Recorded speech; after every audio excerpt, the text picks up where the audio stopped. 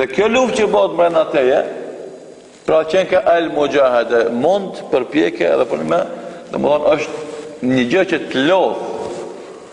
Mirë po, është një gjë që të lodh në fillim, po pastaj kur të fitosh këtë betejë, do të jesh rahat sa të jesh gjallë.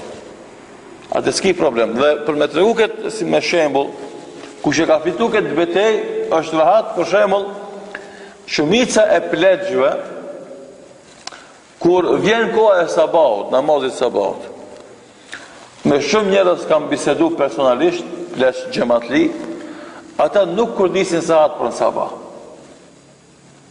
Për shembull na, jo një sahat, po duhet një 3-4 mi kurdis, se njëni re e nalin, e tjeti ku 3 e nalim, e treti, e 4-ti, më uquë.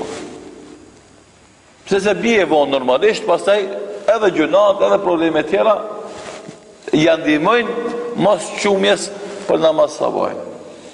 E tash ai i ka 60 vjet, i ka 70 vjet, ai nuk kurdis kur një farë sahati. Vetë se në ora 5, që tash me sahatin e tashme, do më dhënë sabahat, veç atë e ki qut. Edhe na kur vim xhami zakonisht, edhe kur mendon se që kjo albi pari, e gjenë për ateje dikan për gjematit pleq. E tash, qka e qënë atë, qka e zgjon në kodë sabahut, s'ka saat, nuk kurdis, ndo njerë i bjerë dhe kodë a i me rovon. Ama qajo lufta që e ka bu me vetën e vetë maharët, kur e ka fitue betejen me nefsin e ti neglijent nda ibadeteve, e ka bo që tash do më thonë nefsi i ti tjetë në shërbimin e kërkesave të tia që janë adhurim dhe Allahu dhul xhelal. Edhe ai do të tash për me kishte vështirë atëherë, ama tash e ka lehtë.